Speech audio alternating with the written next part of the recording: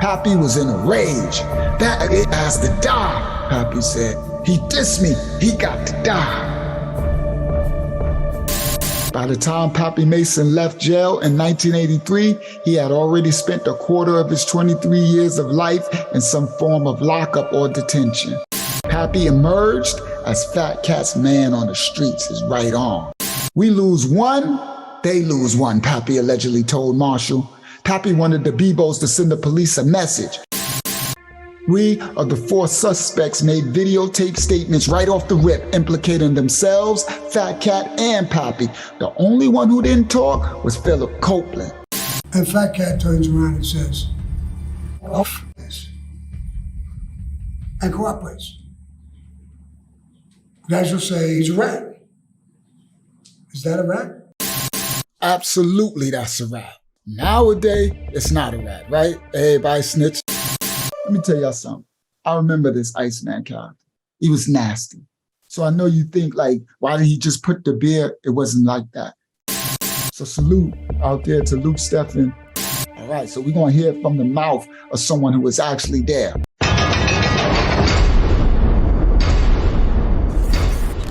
This is 25 to Life with Uncle Yashua.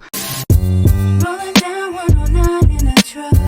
On my ride up to the light, that's what's up. Look to my right and it's a ride rolling up. It's Lucci telling me tonight we in the club. He got the 24 road Escalade. He got the Lamborghini doors like they blades. His hammers ring cause that's how he was raised. His palace mob and tonight we in Listen, I'm from the ghetto, the slums, the rats, the roaches, the bums, the metal that stuns, the addicts, the cracks, the crumbs, the level where funds gets tragic and lavish is none. With rebels, they runs and rabbits like savages' sons. With did him and bigger and swiftly he shined the mug. That city a pity with 50 took 9 of them slugs. This is 25 to Life with Uncle Yashua. Let's go. Howard Pappy Mason, the New York City dark street legend, DOCUSTORY by Uncle Yashua. Howard Mason, also known as Pappy Mason, is an American-born and bred drug hustler and organized crime figure, straight out of New York City. Pappy Mason, alongside his partner Lorenzo FATCAT Nichols, ran a drug crew called the BEBOS in the South Jamaica, Queens neighborhood of New York City. The crew sold drugs and brought in as much as $200,000 per month in profit, and FATCAT became one of the biggest crew leaders and drug traffickers and one of the most violent eras in New York City history. We called it the crack era. CBS News time is 8:21, 39 degrees in New York. A little boy has been killed in a fire in South Jamaica, Queens this morning. We're going live to Queens and WCBS Newsman Jim Asendio. Neighbors and residents say crack dealers tried to take over the house, and when the residents fought back, the crack dealers began a war of terror that ended with this morning's fire. Pappy Mason was known as one of the most notorious and feared crew leaders in all of New York City. We didn't have gangs then, we called it crews. When the South Jamaica crack wars were in full effect, my dude, bodies were dropping like flies every day, and Pappy Mason held court in the streets and reigned as one of the kings. Facts. Pappy was the one nobody wanted no smoke with. He started working for FATCAT and they immediately became partners. Yeah, Pap was a beast in those streets. Pap got a good heart, FATCAT said. If he's your friend, he's your friend. But if he's your enemy, then you got a serious problem. Pappy was that dude the crazy dudes was shook about. No nonsense attitude. He was very vicious and very fiercely loyal to FATCAT. Pappy was a bad boy in those streets. Facts, guys, I was there. Pap was a true dark legend in the streets of New York City during the 1980s. In the mid-80s, the crack war spawned violence and bloodshed like crazy. Money was everywhere, but so was the violence that went right along with it, guys. And Pappy Mason's legacy over time made him just like a mythical street figure. When he was alive, he was like a street figure. Pappy was from Brooklyn, from Crown Heights to be exact, and he actually was not Jamaican. Back in the 80s, a lot of Jamaicans flooded New York City, so we adopted to some of their culture, like growing out our locks and knocking Yellow Man. In fact, we started to use some of their patois tongue as well. They did the same thing with us, guys. They started to adapt into our hip-hop culture, and some of them started to dress like us, but only some of them. Facts. Most of the other nationalities, they hated American-born black people, and they hated the hip-hop culture that we invented. They all hated it. I'm just stating facts, guys. They're trying to steal it now when they really hated it. But Pappy was one that embraced the Jamaican culture. I did this as well, adding some of the patois tongue into my raps that I had back in the 80s. Howard Pappy Mason was born in Alabama and moved to Crown Heights, Brooklyn at a very young age. Ironically, Lorenzo FATCAT Nichols was born in Alabama as well. When Pappy moved to Brooklyn, it was known for producing some of the most thorough and the most grimiest dudes in the world. Brooklyn was off the chain in the 80s and 90s. Pappy was a natural-born fighter and had become pretty good in the martial arts. Facts. He came up in New York City street culture and learned how to be a man on Brooklyn's tough, grimy streets. Pappy was good at his feet too, though. Facts. I actually saw him kick a dude across the side of his face so fast that if you blink, you'd have missed the kick. He clapped that dude. When Pappy was young, he became a member of the Brooklyn gang called the Jolly Stompers, and later he became a stick-up kid too. Before Pappy became known as a hustler, he was known for his temper though, as a hothead. 0 to 100 real quick is what they call Pap. Facts. Pap was known as a dude who took no shorts at all, and he also hated the police. Pappy Mason's hatred for police started at a very young age in Crown Heights, Brooklyn. Pappy, you know what I'm saying? Pappy was known, basically, as a rebel. I'm saying Howard Pappy Mason was known as a rebel. I'm talking about, here it is, I knew he grew up in the Crown Heights section of Brooklyn, and he's seen a lot of racism going on as a kid. The Hasidic community and the black communities along Eastern Parkway would get into confrontations, but when the cops would show up, they would only harass, beat up, assault, and arrest the black people, and they would not do anything to the Hasidic community.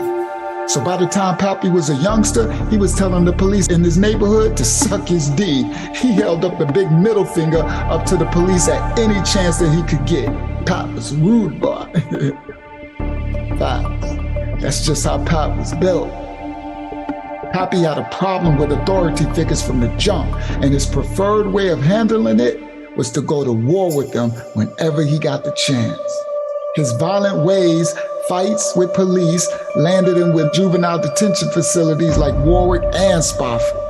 Spofford was off the chain when he was young. He did a 5.5-year sentence for attempted murder as a teenager and just could not stay out of trouble. During one of his many stays at the Spofford Youth House, Pappy Mason met another young kid who was good with his fists too. So Fat Cat was like, he was stocky, he's like Diesel, and could fight, like a wrecking ball. Facts. I was too young anyway, but he was one of them type, I didn't like to fight that type. Really short and compact, like a linebacker, like big head, like had a big head, right? And could fight, got hands. Yeah, he's about, Fat Cat could fight. Now, I do know the story about Big Spady, the big Debo from Brooklyn, supposed to have smacked Fat Cat in Rikers, you know what I mean? And extorted him or whatever. I mean, we can't beat everybody. And Spady was huge, a Debo. So yeah, Fat could fight, but I probably can't beat Spady. I mean, come on, dude. We got to keep it real at some point. That don't take no points from Cat. Cat was a brawler, fouled it, and a bust you too. So Cat was no joke on his own. So he was ruthless and brutal. All right. So you heard him say he actually was ordering murders from still when he was in prison. And Pap was ruthless, so imagine the combination. Yeah, they was no joke. During one of his many stays at the Spofford Youth House, Pappy Mason met another young kid who was good with his fists too. A youngster from Queens from the Seven Crowns gang named Lorenzo Fat Cat Nichols. Fat Cat was a good fighter too and had a knockout punch, what we call the dead arm.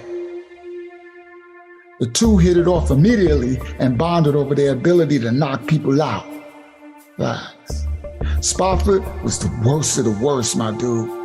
It was an institution for bad and troubled teens, a home for the worst of the worst. Kids came in bad, but after years in that hell house, they came out much worse. Pappy turned his hatred for police into a hatred for correctional officers and clashed with the Spofford staff repeatedly. Fat Cat said, Pappy's the only person I know back then who had a 7 years of bid to do, and he did every day of it. He left not owing one single day to the system. By the time Pappy Mason left jail in 1983, he had already spent a quarter of his 23 years of life in some form of lockup or detention. Pappy emerged as Fat Cat's man on the streets, his right arm. Fat Cat wanted Pap on his team because he knew Pap had mad heart and Pappy did his job with a vengeance. One time, he pistol whipped a prostitute in broad daylight who stole from Fat Cat. He also wet up this hustler who tried to hustle on one of Fat Cat's block, wet him. Then shot a customer dead outside of a church because the customer tried to complain about how pure Fat Cat's products was.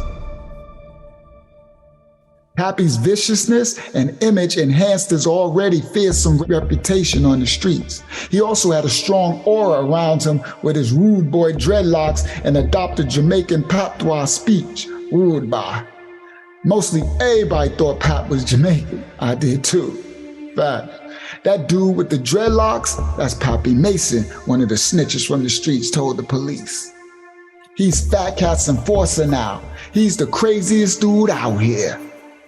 Street horror legend tells of Pappy Mason sticking hot curling irons up dudes' a-holes to torture them or to get them to talk.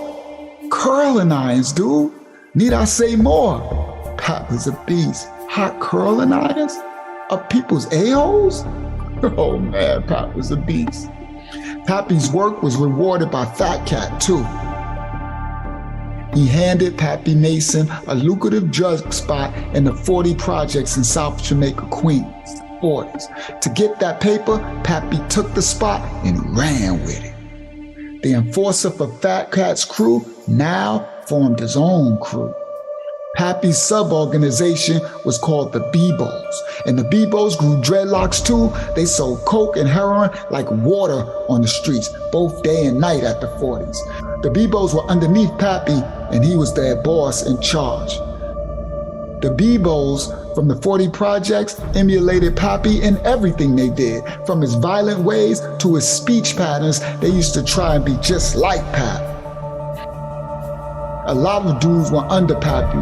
He had a very strong influence in the hood. The BIBOs adopted the Rastafarian culture as their own as well. In New York in those days, we had a thing called One Love. But to the BIBOs, One Love meant whatever Pappy says, they would do it. Do or die, that was their one love. The BIBOs. While Pappy was down on 150th Street holding it down, his crew held it down in the 40 projects. 40s was wild. The BIBOs were outside hard body, and they wore leather jackets with BIBOs on them. Those joints were hot. Pappy was like a wild man in the street. He didn't care about nothing or no one. He was blatant, he was brash. When it came to violence, he had his own identity set up too. He was a loyal and faithful soldier to Fat Cat, and when crack hit New York City in the 1980s, it changed Queens dramatically. The violence erupted everywhere, and Pappy was at the center of it all. He was Captain Caveman in those streets. Facts. Pap was wild, guy. When FATCAT was arrested in 1985, Pappy crept up on the arresting officer as he escorted FATCAT to the police car. Pappy slipped behind the cop and was prepared to shoot the cop to free FATCAT so they could make a getaway. But FATCAT shook his head, signaling no, no, no, no. So Pappy crept back into the cut. Wait, I gotta make a change. Now, Uncle Yahshua 25 to Life tells, I try to do the best I can to document these stories legitimately. A lot of the time, guys, we can only get the information that's been put out there. So sometimes we might have a little bit of the facts, a little screwed, but I try to go a little further and do the due diligence. And because of that, I actually found out that that last statement that was just quoted was not a fact.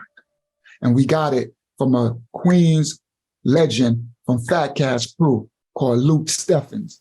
And shout out to Luke, salute King. He was one of FATCAT's crew. And he was one of these legends out there with Pappy and he was with them. He lived it all. And he did his time and he changed his life over. So now he's out there trying to educate the youth like Unc doing. I changed my life. I did my time. And now I'm making these videos to document the history, but to show you the mistakes we made and try to educate the youth so they don't make these same mistakes. So that's why I always have a message in all of mine. And I was there too, all right? So now, by doing my due diligence, I found out that that last statement that's out there in the public was not true. So let's hear from one who was there in the flesh live, Luke Steffens.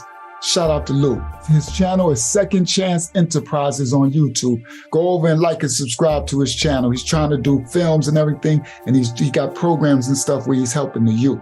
All right, shout out to Luke. This is one of the living legends right here. Now, he wrote on another channel who did a documentary on Pap. He wrote, pretty good, despite a lot of misconceptions. I've heard the story of when we got arrested at Big Mac's Deli. That was the last part, the story I was telling. Luke was actually there. All right, so we're gonna hear from the mouth of someone who was actually there. He said, pretty good. He's talking about this other brother's documentary. Pretty good despite a lot of misconceptions. I've heard the story of when we got arrested at Big Mac's Deli and Pat pulled up on the officer as we came out. He said, bruh, it was 30 police out there. How? How would Pat pull up? He said, also, FATCAT, I, and Jug, to my Jughead, were handcuffed together, literally in a circle, not individually and brought out one by one. He said, we were all placed in the car in that manner. So you can't even imagine the uncomfortability of that ride to 113th Precinct. That just brought back memories about the wild 113th Precinct, South, that precinct, nightmare. I was in there. That precinct was a nightmare. He said, now I'm not taking anything from Pat, great brother, and yes, he was who he was. But to shoot the arresting officer? Nah, bruh. Good documentary, well put together. Keep doing your thing. Congrats. This is what Luke wrote to clarify that story, that statement. So I left it in my docu so you can see, and then I corrected it.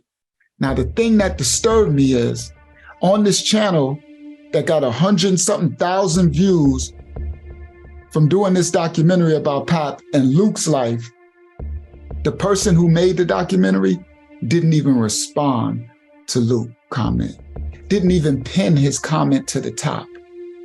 To me, that's disgusting. I'm quite sure that the person who made the documentary wasn't even there from the era in the 80s in New York City. No disrespect, but probably ain't even one of our own people, because they be doing it and they got like voiceovers, AI speaking, digital voices. So we got all these other nationalities telling our stories, understand? And really they have no respect for. Because if he had respect, he would have felt like I felt when I seen this comment. So look, out of 22 replies, look, brother said, would love to hear more of your stories. This one said, Luke, Stephen, now since you would know a lot about Pap and Cat, like intimate things, the things the youth can take and build the positive things. Luke wrote, Gotta help the youth in a positive way. Thumbs up. Somebody else wrote, Luke the legend.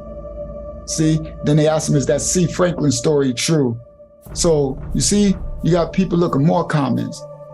People realizing, people like Lou, you see? Now, to me, it's disgusting that the person who created this documentary telling our street tales, our street stories, didn't even respond and say salute to Luke. Didn't even, it's not cool, guys. Didn't even pin his comment to the top. But these people are making a living income off telling our stories. So that's the difference that Uncle Yahshua 25 to Life tells. A lot of the stories, I was there. A lot of the stories that I tell in the other states, I was there. I went and hustled in DC in the 90s. I went and hustled in North Carolina. I went and hustled in B-More. I went and hustled in New York. I was in these places. So a lot of these stories, and then if I wasn't there, my people were there. And I got a lot more stories coming. I'm trying to wait till the channel grow, and I'm gonna be going on some of these big channels to tell a lot of my stories with all the stars, a lot of the real powerful stories. I've been saving them for our channel to grow bigger. I don't wanna put it out and only get 1,000 views. I wanna get some numbers. But even when I tell the stories of these other states that I wasn't in hustling for these other states, at least it's coming from one of our own.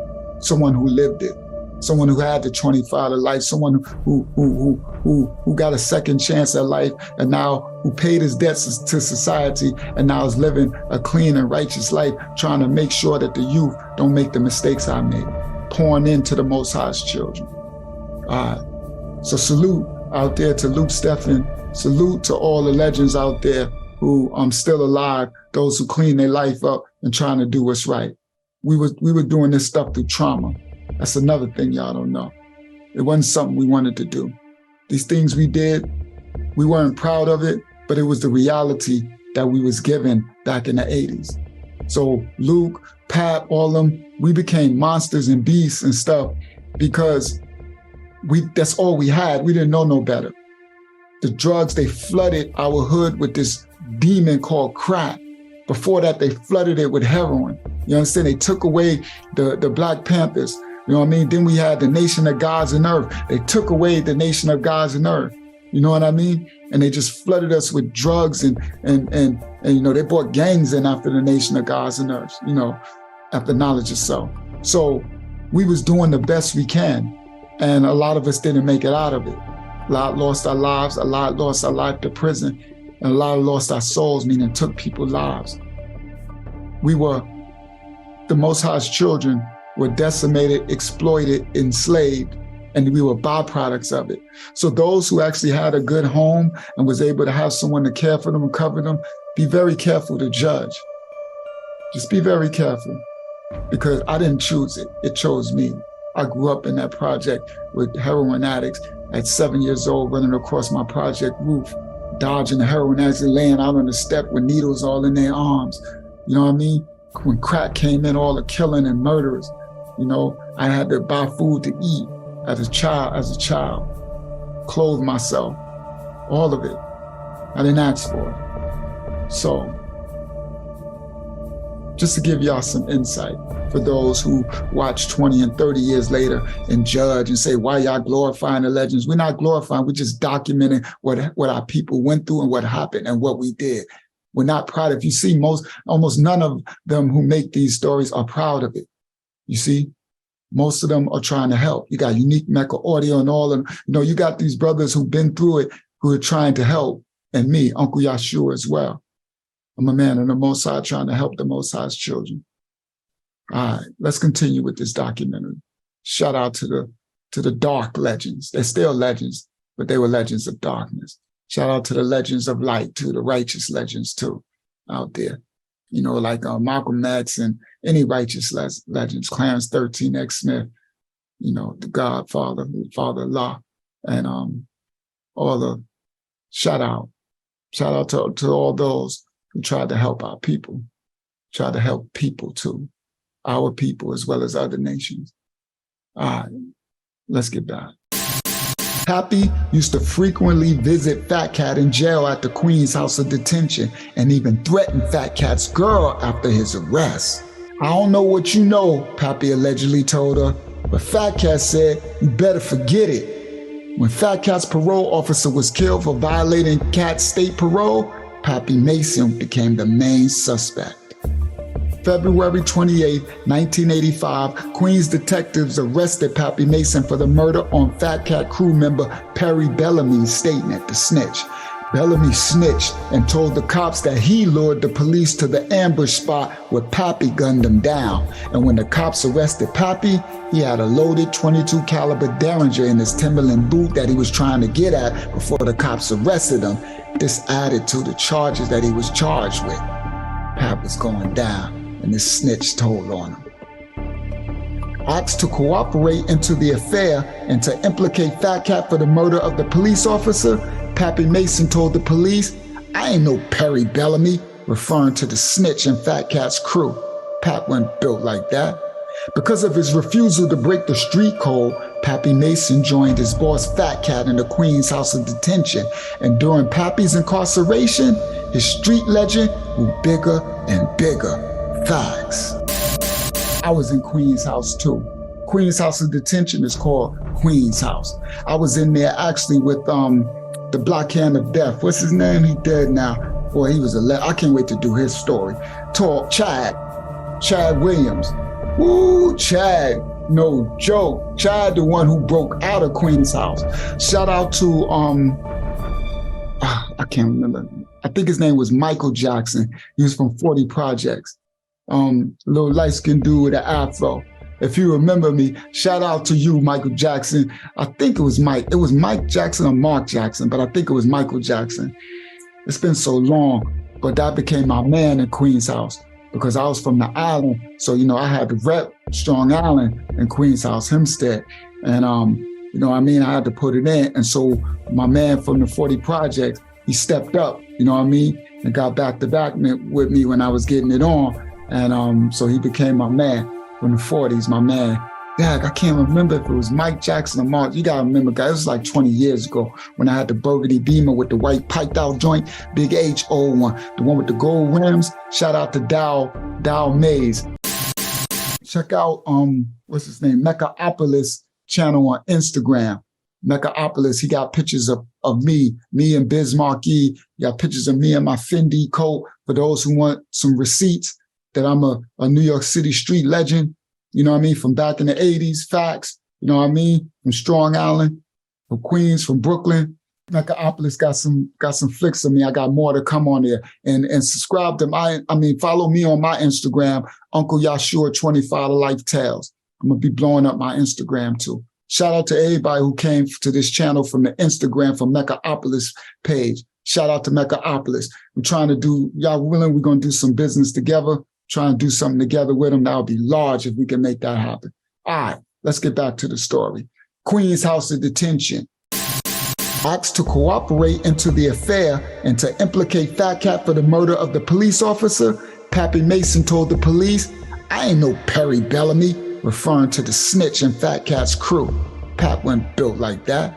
Because of his refusal to break the street code, Pappy Mason joined his boss FATCAT in the Queen's house of detention. And during Pappy's incarceration, his street legend grew bigger and bigger. Facts. As for FATCAT, on July 29, 1985, he was back in police custody after a raid on Big Mac's Deli. The police caught FATCAT with 2 guns. The search also netted $180,000 in cash, varying amounts of heroin, cocaine, and marijuana. Charged with gun possession and drug possession, FATCAT was able to get out on bail, but he was soon arrested again by his parole officer, Brian Rooney, for violating his parole. Angry to be back in jail, FATCAT ordered a few of his associates to roughen up P.O. Rooney, but Rooney was shot to death on October 10th, and he was indicted on charges of second-degree murder for the killing of Rooney, this PO. That's tragic. So when he got out, a PO was harassing him. I know what that feels like. I had a PO, I was on ISP, intensive supervision in Queens. And my PO, she was a Hispanic woman. I ain't gonna say her name. I could have said her name, I ain't gonna say her name. I ain't trying to start no beef with these cops. So she was beastly on me, dude. And I'm like, dude, I'm trying to work. She would come bang on my door 5 o'clock in the morning, just random banging, waking up my kids and coming in with 10 cops and they all got like bulletproof jackets on. I'm like, dude, you tripping. Like some of them be tripping. So I know they be tripping, man. They really be tripping, going to like just disrespectful, like for real. FATCAT was mad when his PO violated him, right? He's probably like, dude, wanted him to chill out. So he made a mistake though. He sent some of his crew to roughen him up to maybe make him know like, yo, you could get touched, so just chill out. Let me do my sentence. Let me do my thing. Just be easy. But if I'm correct, because Pap got charged with this, Pap was the one that ended up clapping the PO when FATCAT only wanted them to rough him up. This is a very important lesson. You have to be, first of all, do not be in no gangs. Do not be in no drugs, in no negativity, be positive, get a job and all that. But for those that are out there doing it, a little bit of advice from an elder, be very careful of hotheads in your crew. Even if you're not doing nothing illegally crime, if you just got a crew, right? You got a bunch of your boys from your project or your hood or your neighborhood, wherever, y'all go out and mess with girls or go to the mall or go to clubs. Be very careful of the hothead in your crew. The hothead is the dude who always want to pop off, who just itching to pop off. If it's a gun, he itching to shoot somebody. You need to get rid of that. That is one that's going to bring you down. That's what happened to FATCAT. Pap was his man. Pap was loyal, but Pap's head was too hot, and FATCAT should have been wiser than that and knew better. He should have stayed away. He should not have put his business with Pap. If he was going to still be boys with Pap on the side, he should have kept all his business separate. That is not someone that you want. Yes, you want your shooter, your right hand to be ready to pop, but you don't want a hothead, someone who just think rationally or emotionally. This was the start of the huge part of, listen, Fat got charged with second-degree murder for this, when he just told him to rough him up. But Pat probably, his hot head popped the PO, killed him. And what do? They charged FATCAT with the murder. And he ain't even want him killed. So just be very careful of any hotheads. Let's continue. Angry to be back in jail, FATCAT ordered a few of his associates to roughen up P.O. Rooney, but Rooney was shot to death on October 10th, and he was indicted on charges of second-degree murder for the killing of Rooney, this P.O. In July 1987, at a later trial, FATCAT insisted that he never intended for Rooney to be killed.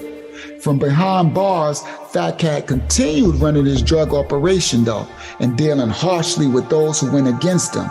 He later admitted to ordering the murders of 2 people in 1986. FATCAT was raw. Now, I'm stating that because FATCAT was no cheerleader. He was no good guy. He was putting in that work, but he didn't want the PO to be killed because he was smart enough to know not to kill no police. But he was killing, he would put an order on you, and he'll clap you too. Let me tell you something about FATCAT. FATCAT was a brawler. He was short, right? Like FATCAT was about like what? Maybe like 5'6", 5'7", probably like 5'7", short, right? Me, I'm 6'1". So back then when I met him, I was smaller because I'm younger than them. I was a young boy. But I was a young boy, always about that life, getting that money. So that's how I met them. And I used to live on South Road, right by 150th. That's when things just started going in different directions all over the place. Of everything. So where their spot was on 150th, I'll break that down later. You go up and you make a right. I live further up that street. So my picture on Mechaopolis channel, when I got the MCM suit on, sitting in a chair with the big rope chain on, with the 4-finger ring on the MCM hat and the coat, and back in the 80s, that was in Southside. That was in that apartment, my ex's apartment on Southside, on right by the FATCAT in them spot on 150th. All right. Should I tell them? Let me see. Should I say what the spot was called, or should I say that? Well, I'll tell it later. But I'm gonna save the story about it. So, yeah. So I'm telling you again. My stories is someone who was there. Lorenzo Fat Cat Nichols have been convicted of several counts of drug-related and weapons-related crimes and had a conviction in January 1988 and later sentenced to 25 years to life in prison. 25 to life. But this was only the beginning of his legal woes. The climax was the cold-blooded murder of police officer Edward Byrne in February 1988, allegedly ordered by his associate Howard Pappy Mason. This murder created a public outcry in New York City like no other in any time past or present. Police officer was murdered in New York City this morning. Death after death recorded in passing news briefs. But this one last winter drew national attention. On the Queen Street. Patrolman Edward Byrne, 22 years old, was assigned to protect a witness whose house had been firebombed, a witness in a drug case. The sources who are familiar with the case say Mason thought murdering a New York City cop would please his friend Nichols because Nichols was angry over receiving a 25-year sentence on the weapons charges just the day before. The sources say that the murder, in fact, angered Nichols because he believes that was the event that brought down the full weight of both the state and federal governments on his organization, his family, and ultimately himself. The climax was the cold-blooded murder of police officer Edward Byrne in February 1988, allegedly ordered by his associate Howard Pappy Mason. This murder created a public outcry in New York City like no other in any time past or present, and the authorities turned up the heat. They turned up the heat on Fat Cat and the whole New York City. I gotta stop it. Guys, let me tell y'all something worldwide. Everybody who was there, y'all can get in the comments. New York was on fire from when they killed that rookie officer, Edward Byrne, in Queens. And so when they killed Edward Byrne, whoa, dude. Yo, it was so raw, guys. It was so lit that everything went to hell in the streets. I mean, yo, like that's when they started TNT in the city, right? TNT in the boroughs. TNT was a tactical narcotics squad. Before that, we had no narcotics squad that was like assigned for the drugs. Before that, it was just whatever precinct, whatever hood you in, it was you and those cops. And the cops was usually kind of shook because it was the Wild Wild West back then. Cops was kind of shook. Cops wasn't doing too much Rambo stuff because it was wet. It was wet season all over. Because crack just made our streets into a nightmare. Crazy, like the Wild Wild. You can't even imagine what was going on in our streets. Watch my stories on my channel. You'll see what I'm talking about. You see all those stories, all that gunplay? Yeah, it was Wild Wild West. So when the I remember this like clear as day because I got affected by it. Because if you was getting that paper then, you got hit by this. When they killed that young rookie officer and then what was his name? Ronald Reagan, George Bush. I think it was George Bush. One of them presidents went on there and declared the war on crack and did the thing and took, boy, every hood was on fire, dude. It was a drought, guys. so raw and long, it was bad. It was so bad. And TNT was insane. So now when we go uptown, at that time, I'm going uptown in Manhattan, uptown in Harlem. And I was picking up, at that time, I was picking up on Broad and 141st, for those who know. So, yo, it was hot up there. This not the story from my book about picking up for the Colombians. It's a different time. It's a different time. So, but yo, TNT was so insane. Like, they was just no law and order. They was clapping you. They was just doing they was running rampant. They had a green pass, a green light to do anything. So they shut every hood down. And then the prices was insane. It was droughts everywhere. So it was chaos everywhere. Facts. We felt the heat of this. This was bad. This is really bad for business. All right, let me go back. This murder created a public outcry in New York City like no other in any time past or present. And the authorities turned up the heat. They turned up the heat on FATCAT and the whole New York City. It is said that while he was incarcerated, Pappy Mason gave Philip Marshall Copeland a gold diamond ring shaped like Africa and worth $40,000 off his finger in a visit at Rikers Island. He gave it to him to do this hit. To take care of future BEBO ventures, Pappy would call his crew in the streets from Rikers Island jail and go on tirades and rants about the cops. Hated the cops. Word on the streets concerning the police killing was that the BIBOs did it. But Pappy maintained that he didn't kill Edward Byrne, and before trial started in January 1986, one Queens native said there's not a single soul is going to come in and testify against Pappy Mason. Facts. Pappy had it locked. Pappy had that much power on the streets, and his cold-blooded antics put fear into the people's hearts. His influence was so strong that the prosecutor and judge in the case were living under constant anonymous death threats. During the weeks prior to the trial and right before the case started, the star witness Perry Bellamy refused to testify. Pap got him. Pap had allegedly got to his man, so only Bellamy's tape confession was played for the jury. They was all there when the police got killed, Perry Bellamy's voice said on the tape player. Snitching.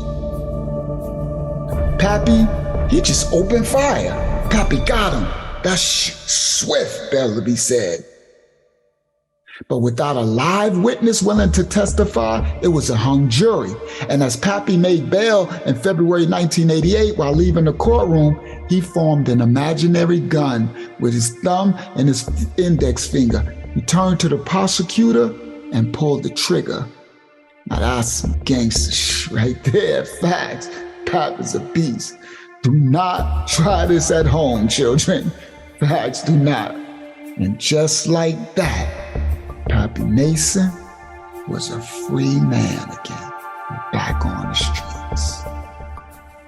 Only this time, he would only be on the streets for 10 days. But during that 10 days, he set in course a set of motions that would shock the whole United States and cripple all the drug money on the streets throughout the whole New York City area. We was all in for it from this act.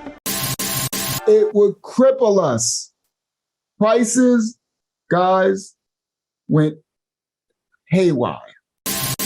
Prices rose like crazy, y'all. Bricks started going for $35,000 to $40,000 a key, up from $19,000 to $20,000. If you had a good connect, it was only $20,000. There were droughts everywhere. Everybody was dry, and that caused more violence on the streets of New York than any of y'all could ever imagine. Yo, guys, almost nobody had no work. You couldn't re-up nowhere, more or less the price is going up to $40,000 a brick. Yo, that's like the price is going up to like $50 a gram, $60 a gram on the streets. Yo, low-level hustlers, high-level hustlers, kingpins, everybody was feeling it. It was droughts all through New York. Luckily for us, we had a straight connect, and I was able to cop but the price was up to like $40. So we was holding on to what we got. Yo, when the prices, guys, was so crazy like that, everybody was hungry. You had street dudes hungry. You had soldiers hungry. You had, all robberies, house invasions, home invasions. Like the streets went crazy forever though. It wouldn't end because they was pissed. See, the Edward Byrne, the dude, he was 22, he's a rookie, but they say his brother was an FBI agent. So Bebo, Pappy and them crew, you know what I mean, didn't know that. And when they clipped them, it got the feds involved, got the president involved, and the whole world spotlight was on our little part of New York City, notably Queens, Southside Jamaica, Queens. And that's 5 minutes from Hempstead, Strong Island, where I'm from. And at that point, I had a spot in Queens. So I was living there too. So we was all affected. And then that affected the whole 5 boroughs, including the 6th borough, Strong Island. It was, and Mount Vernon too. I don't want to leave out Mount Vernon too. What they call that, Rochester County. I think that's what they call that up there. Mount Vernon and them up there. Yo, it was bad. It was bad. It was bad. No matter where you went, the murders went up. The robberies went up. The stick-ups went up. Everything went up. Violence, domestic violence, crackheads was starving. They was breaking into everything. Like TNT was on the crazy nut ramp. Just, that was the worst thing that ever happened to the streets. Yeah. You can't imagine the violence that happened. Everything got up by like 50% violence. It was on and popping. It was every man for himself. No money, the wolves is hungry, streets is hungry. It's gonna be ugly. And it was mad ugly. Let's continue. It was buck, wild, wild city, guys. Facts. Not to mention the invention of TNT, the Tactical Narcotic Squad, which was a beast out there and a nightmare. And they was dirty as all outdoors. TNT was beastly. Okay, guys, let's get back to the story now. Pappy Mason was out on bail now and was drinking beer on the South Jamaica street corner when an arrogant street cop named Iceman, who no one in our neighborhood in Queens liked because he was racist, arrogant, and disrespectful to all Black people. Nasty dude. I remember that clown. Very rudely and disrespectfully asked Pappy to do him a favor, Iceman. The Iceman told Pappy, "Don't drink that beer in front of me again." This was not said in a nice or respectful tone, as the cops in the 1980s, guys, would treat us as slaves and less than human all over the 5 boroughs and Strong Island. Facts. Pappy was stunned, to say the least. No cop ever told Pappy what to do. "Do you know who I am?" he demanded of the cop. "Yeah," the cop said. "The guy who was going to put his beer into a paper bag," Iceman replied. "You piece of sh!" Pappy screamed, and they started to push on one another. After a couple of seconds, Pappy just walked off with his beer on the ground, spilling out onto the cement. Pappy was in a rage. "That nigga has to die," Pappy said. "He dissed me. He got to die." Death threats against Iceman, the cop, was coming from all over the hood, and they pulled him off the streets fast before somebody made good on those threats. Facts. They got Iceman out of there. Let me tell y'all something. I remember this Iceman character. He was nasty. He was nasty. They used to be so nasty to us, guys. So I know you think, like, why did he just put the beer? It wasn't like that. They would be disrespectful to us, call us nigger names, just treat you less than a man. And Pap was a hothead. Pap didn't like cops. Pap didn't like cops from what he saw when he was younger. So it was more to it than that. So Iceman, he was one of those super cops doing too much, hella disrespectful. But after Pappy did that to him and all those death threats, he got shook. He was shook then. Facts. And it's not, I don't condone no violence on nobody or no police, but I don't condone them doing violence on us as well. Pappy's gun case for the Derringer he was arrested with was remanded a week later, and Pappy was back on Rikers Island. He had only lasted 10 days on the street, guys, since the Rooney murder. Before they remanded him, one local said he was allegedly organizing a hit on Iceman the cop. By this action, Pappy Mason was about to set into motion a jarring set of events that would have repercussions for decades to come for all of us. These snitches always talking. We lose one, they lose one, Pappy allegedly told Marshall. Pappy wanted the BIBOs to send the police a message. He wanted to send a message out. The message was that even though he was behind bars, that he was still the one that gave the orders. Big mistake, Pap. The message was devastating too. Pappy wanted a cop hit. He was eventually convicted on the gun charge, but that was the least of Pappy's worries. Bad move. When Pap went to jail after FATCAT, most of FATCAT's strength on the streets was gone, and Pappy knew this. He needed to do something drastic to keep his power and to keep the hood in check. Something unheard of. Bad move.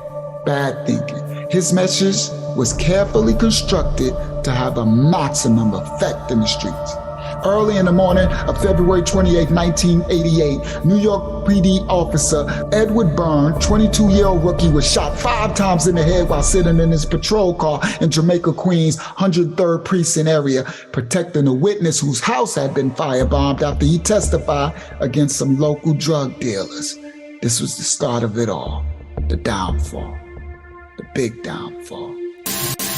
On the Queen Street. Patrolman Edward Byrne, 22 years old, was assigned to protect a witness whose house had been firebombed, a witness in a drug case. A Queens grand jury is going to convene tomorrow to consider the case against 4 young men accused of executing rookie cop Edward Byrne. He was gunned down while guarding a witness in a drug case. It happened in Jamaica, Queens, the same neighborhood where 3 of the 4 suspects grew up, the same neighborhood where Dorothy Lucy spent her day. Cops on the run, criminals running from them. It's just another Sunday in South Jamaica. Snitches said some Jamaicans from Brooklyn killed the cop. Pappy went to prison the day before the officer was killed, but immediately all the BIBOs was arrested. Todd Scott, Scott Cobb, David McClary, and Philip Copeland were all arrested. 3 of the 4 suspects made videotape statements right off the rip, implicating themselves, FATCAT, and Pappy. The only one who didn't talk was Philip Copeland. The police played it up to implicate FATCAT in the media, like he really has something to do with it. This was an ordered hit, not for the murder of a particular police officer, but any officer for the purpose of delivering a message of death to anyone who opposed FATCAT. Lieutenant Philip Ponzarella of the Queens Homicide Squad said this statement to the media. But behind the scenes, a different tale was emerging, guys. Guess what? FATCAT was mad about what Pappy did. He thought that what the BIBOs did was messed up, and now nobody would be able to make any money. He was right. Pappy explained his reasons, though. This man dissed me. Because the police officer ordered Pappy to put a can of beer in his brown paper bag, Pappy allegedly wanted him hit. That's Iceman character. Pap wanted him off. But as FATCAT found out, Pappy had the wrong cop killed. The execution-style murder was said to have been ordered by Pappy from prison for revenge against the police. against Iceman. To make matters worse, on August 12, 1988, the feds indicted FATCAT and his whole crew on racketeering charges. The New York Daily News headline read, "FATCAT's empire crumbles. Feds bust the drug crew. $20 million in dope seized. 30 suspects nabbed in massive raid." The suspects included Pappy and FATCAT's mothers too. While all this was going down, Pappy was sentenced for the gun, receiving a 3.5 year to 7 sentence. 3.5 to 7 year sentence. At sentencing, Pappy told the judge, "You gotta do what you gotta do.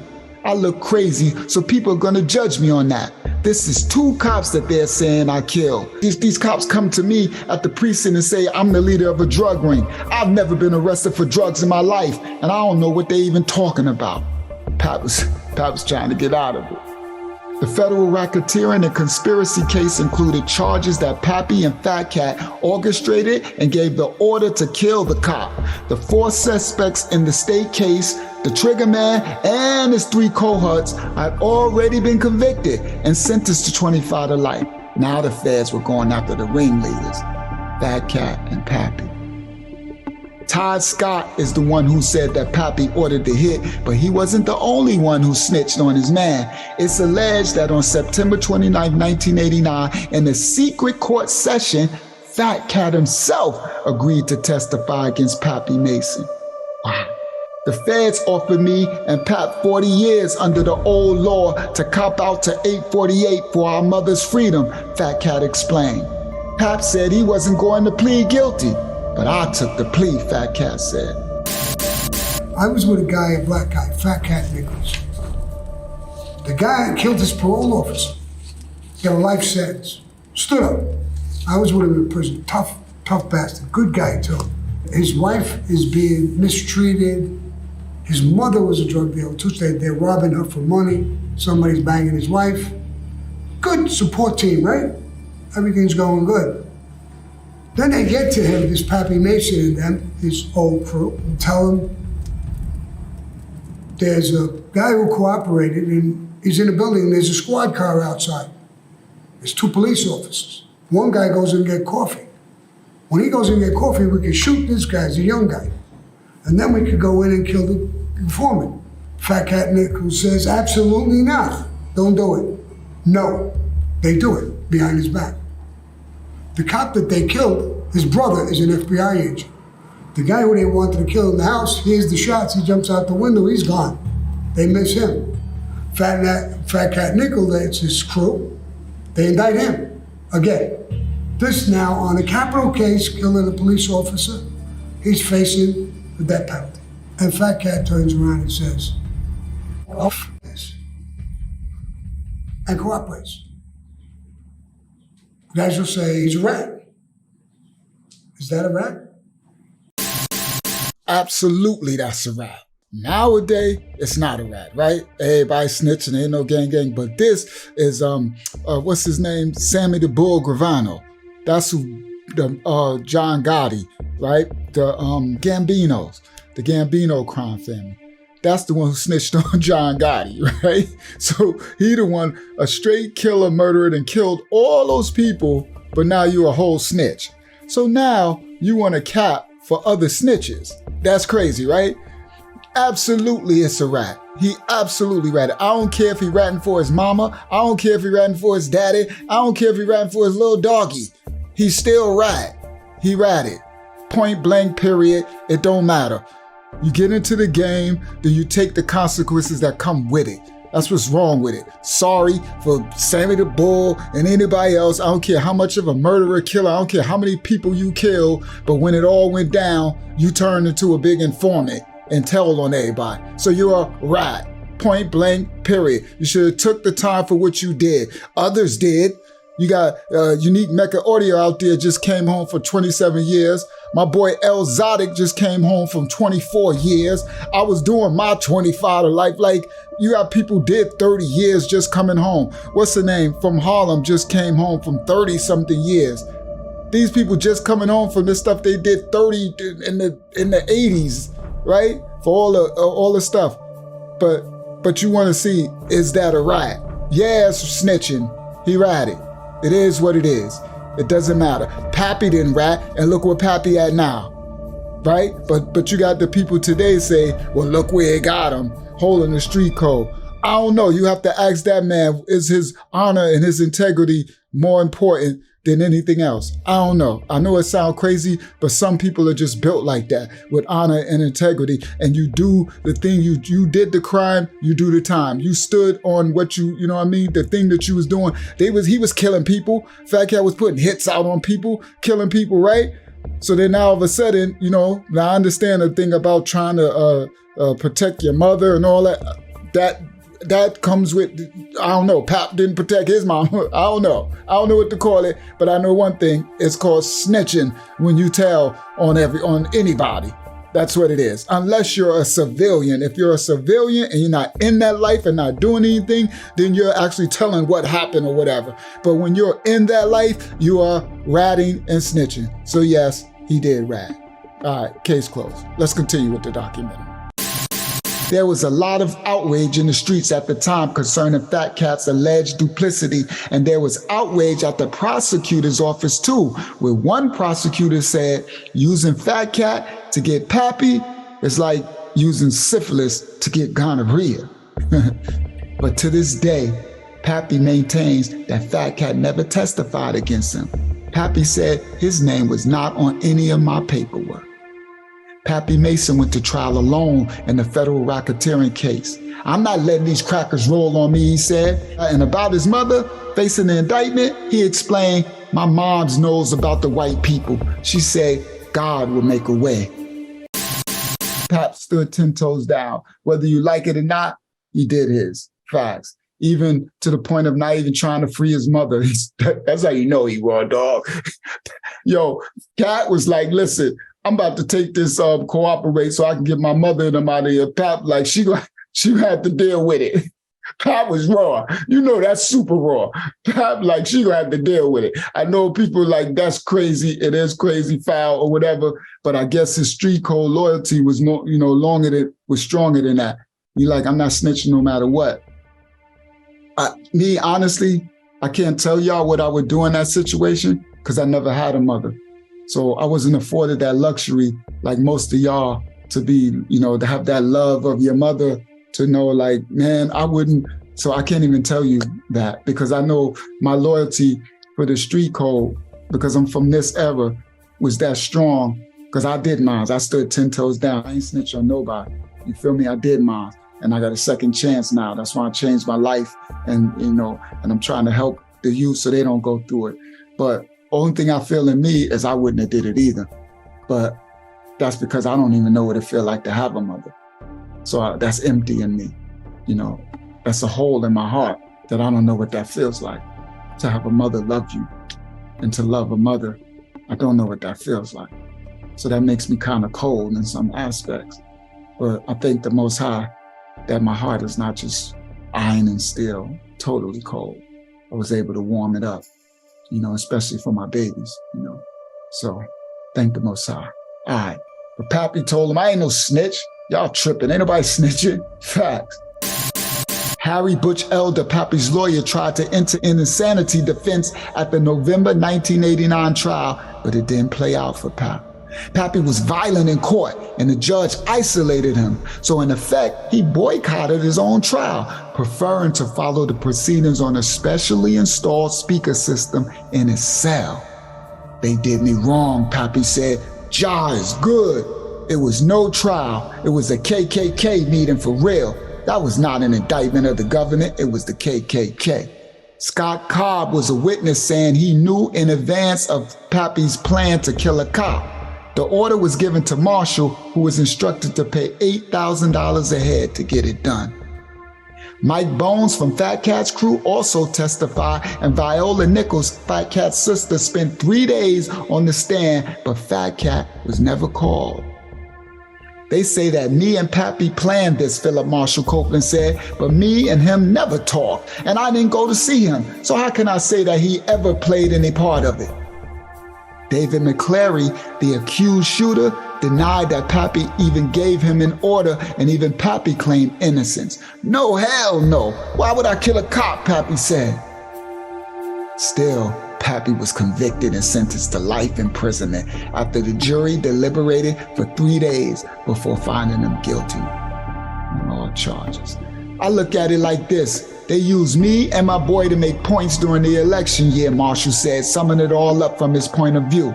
But whatever the truth is, Marshall said, the legend still lives on. I am a man amongst men, Pappy said. I am God's son. I am strong. I will never give up on Bebo. I'm the hip-hop kid from Southside Jamaica, Queens. Pappy was going out. A lot of the kids who grew up on hip-hop and later became rap stars, they looked up to Pappy. He's had a strong presence indirectly in their lives, and this has translated it into their rap songs. Nas, 50 Cent, a lot of them. Pappy Mason has gone down in infamy as one of the most notorious killers to ever walk the streets of New York. Even to this day, the fearless soldier Pappy Mason, who some say is as strong as an ox, is ready for war. But those in the New York State and federal prison inner circle, they say a different story. They say something a little different about Pap. It's not good. Some say Pappy is not all there mentally, from the prison officials pumping bunch of drugs like Thorazine into him unwillingly, all the constant beatings and hitting in his head and the mistreatment. Some say they broke the super warrior Pap down like they did Larry Davis. Facts. Tales from the prison have circulated of Pappy battling the goon squads and the cell extraction teams. They say he wraps his head with towels to soften the blows from the guards' batons, and he saturates his body with baby oil to wrestle with the guards so they can't grab a hold of him when they storm into his cell. Pappy, a bad, bad boy, even locked up, going to war with the beast, no matter what. They have to come 6 deep to try and subdue one man. They say he wages a constant battle against the guards, throwing feces and piss at them through the little door trap where they put the food tray through. Pappy Mason is in a 24-hour lockdown. He long ago forfeited his right to be on a regular compound population. Pappy Mason's burnt out. I was with him at MCC in '92. He had dreads down to the floor, slept underneath the bed, and smoked a carton of cigarettes a day, said one federal prisoner. Pappy's life now consists of threatening police officers, cell extraction, and cutting up snitches who he hates with a passion. After 18 years at USP Marion, Pappy was transferred to ADX Florence in Colorado, the Bureau of Prisons Supermax and home to the most notorious criminals in the United States. It's said that the feds shoot him up with large doses of Thorazine to keep Pappy docile. Pappy even admitted this. He said, the government shot me up with Thorazine, but Jah makes a way, so God brings me back to Bebo. I am not crazy. I am in prison for something I did not do. Pappy is still at this time fighting to overturn his conviction and life sentence in the feds, waging a constant battle on multiple fronts.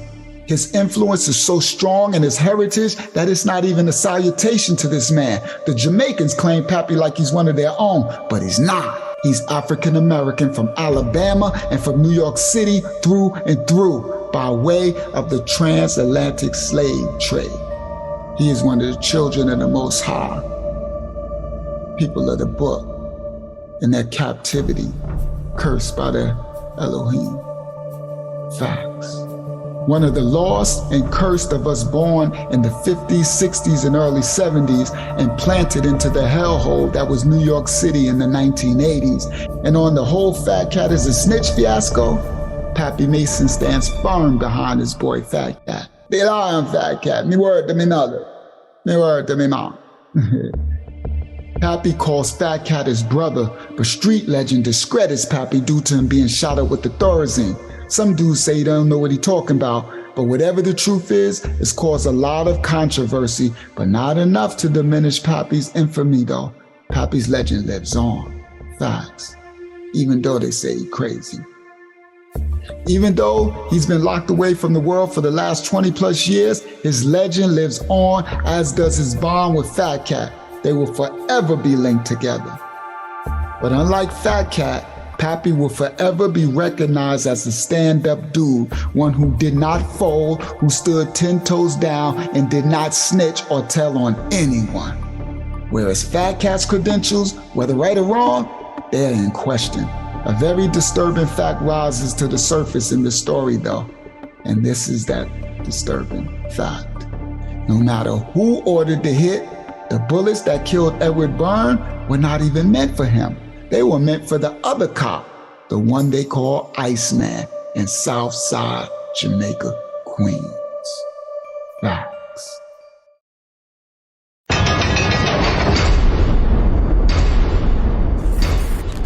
This is 25 to Life with Uncle Yashua.